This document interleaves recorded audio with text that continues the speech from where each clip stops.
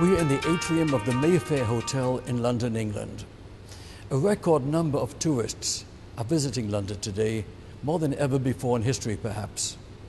It's one of the world's greatest historic and modern cities, leading the world in the arts, in commerce, education, in entertainment, and in the fashion industry. London is one of the world's leading financial centres as well, and a cultural capital in just about every area, including healthcare, media, professional services, research and development. London, of course, is the capital of England and the United Kingdom. It has over 8 million residents and so much to offer in the highest of standards. It is a most desirable and magnificent tourist destination.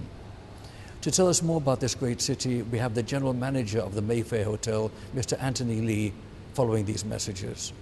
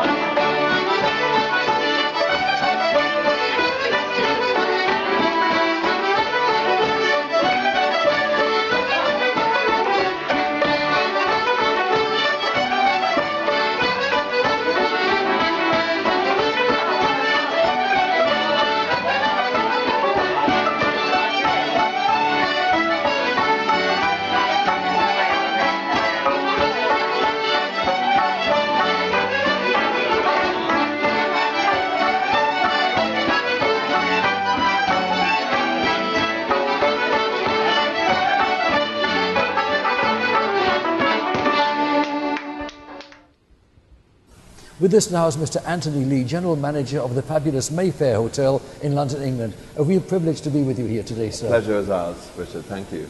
I must tell you, we've just spent a few days in London and it is just the foremost city in the world.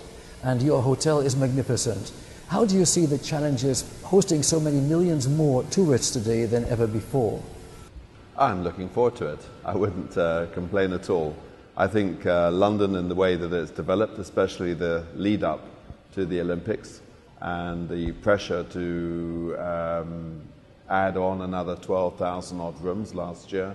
Another 4,500 are planned this year.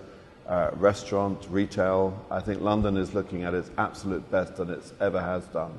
And you know, we're here to offer an exceptional experience to the globetrotters that choose London as their destination.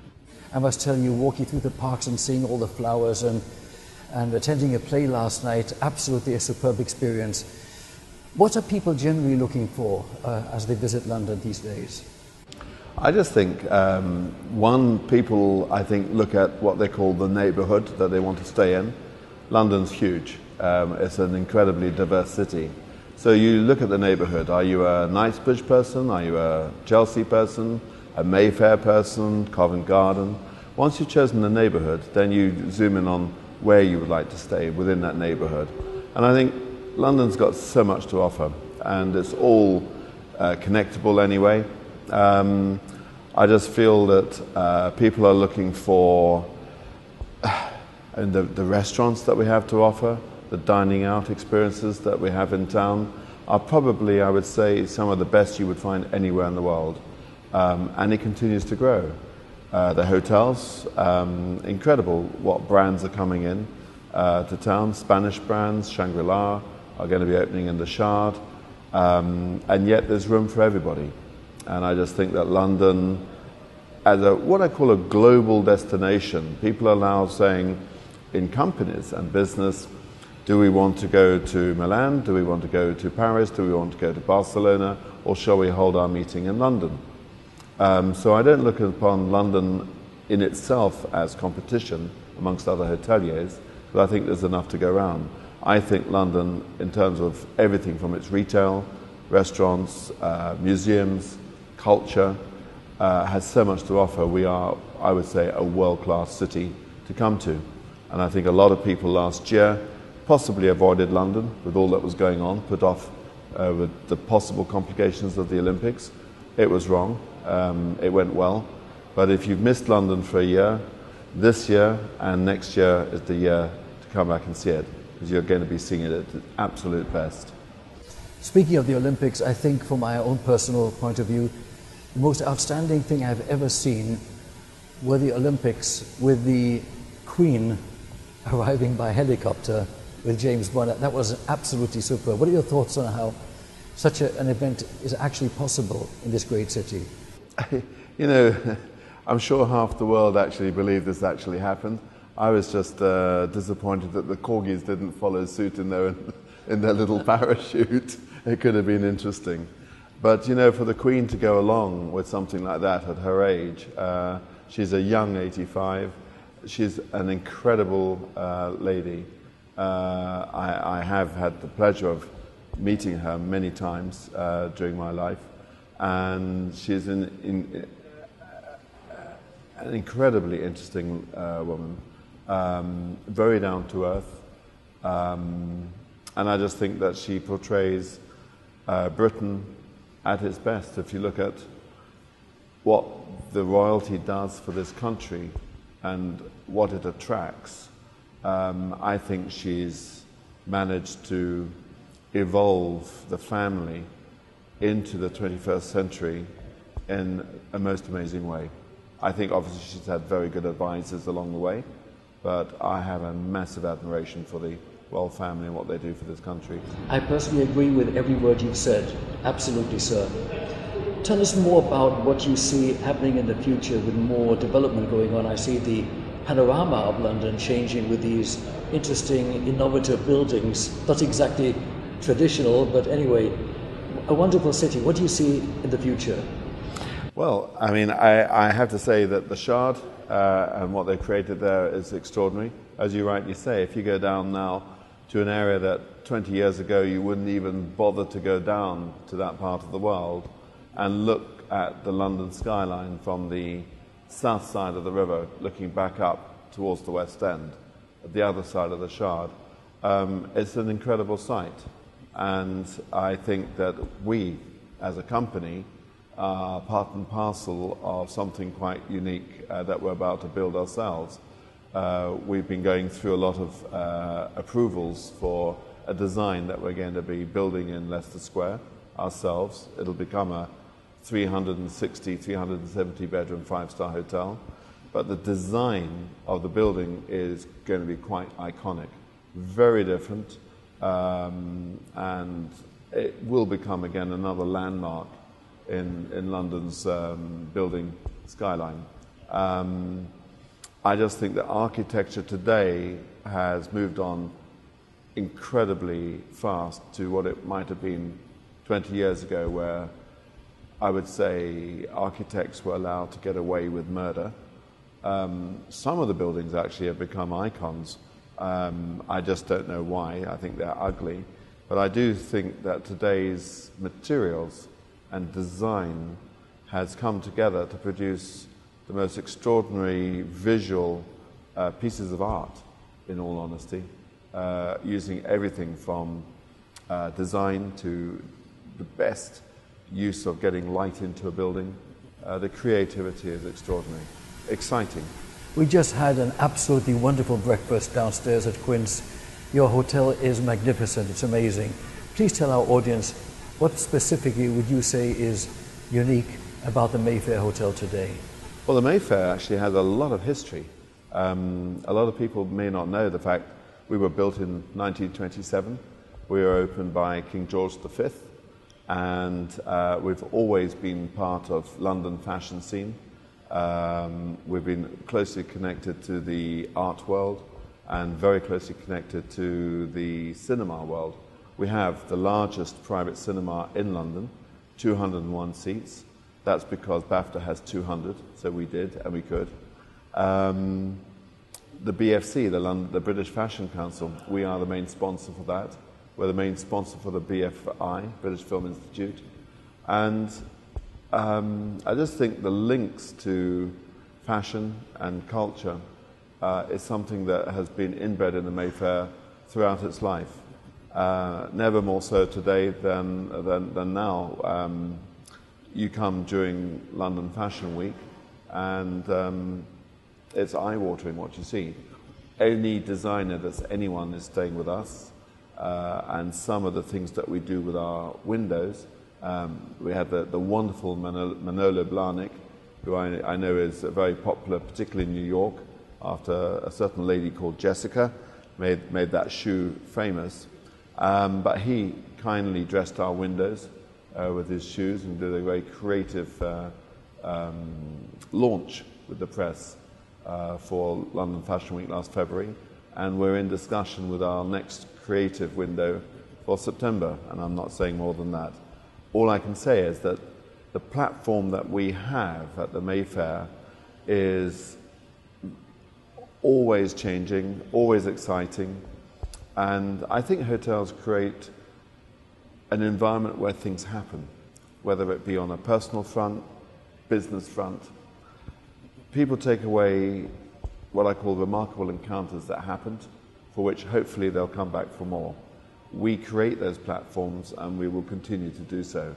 The Mayfair has the advantage of what I would say is a privately owned, individually branded hotel right in what I call the most dangerous part of London.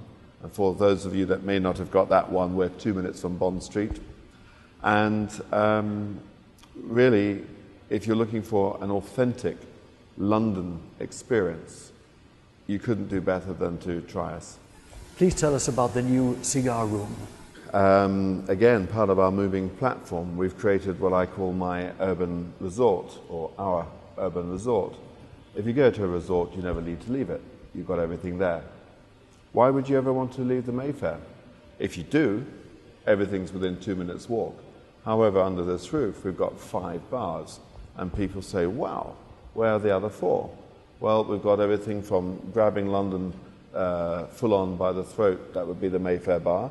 But then if you want to go to the other extreme, where you've got an incredible collection of cigars, a martini trolley with 14 signature martinis, champagne, the lovely Jessica, who sings live jazz in the evenings from 7 p.m, then my suggestion would be to try the cigar room at the Mayfair. And again, an iconic design. A big glass slab over the roof, 2 walls made of chainmail, literally armour, hung. We have another 2 walls made of roof slate. We have heaters, fireplaces. It's an all year round environment. And it's somewhere where it's what I would call a lifestyle. We've got Davidoff to come over from Geneva that will do cigar masterclasses. We aim it at the female market. I had 35 female CEOs in December come over for a masterclass with a range of different martinis. What an evening. I was the only honorary girlie that evening. But then, you know, we have a couple of restaurants. We've just launched 2 new menus, one in Quince. And I have to say the Mayfair Bar menu that was launched last week, we talked about diet, and I said I can't from a professional point of view, because when I do travel and I talk about our restaurant, I have to have living proof that we've got a very good chef, and here it is. So we joke about that, but we have a lot of film launches in our cinema. We have an amazing director for entertainment that's with us, I would say arguably one of the best in London. And we have all of the major studios in Los Angeles that use it, from Paramount to Disney to you name it. And yeah, we've got quite an exciting platform. Apart from which, the signature suites, for which we have 14, in many hotels, each of those signature suites would be probably classified as a penthouse in its own right. But our current penthouse, which is probably in the region of 210 square meters or 2,300 square feet, we'll be increasing that next year with an unbelievable plan to develop the roof space to around 350 square meters, 3,700, 3,800 square feet. So if Pretty Woman was back here today, this would be the suite that she would choose. I want to thank you again very much for being with us. A pleasure, Richard. Really lovely to have you here. Thank you.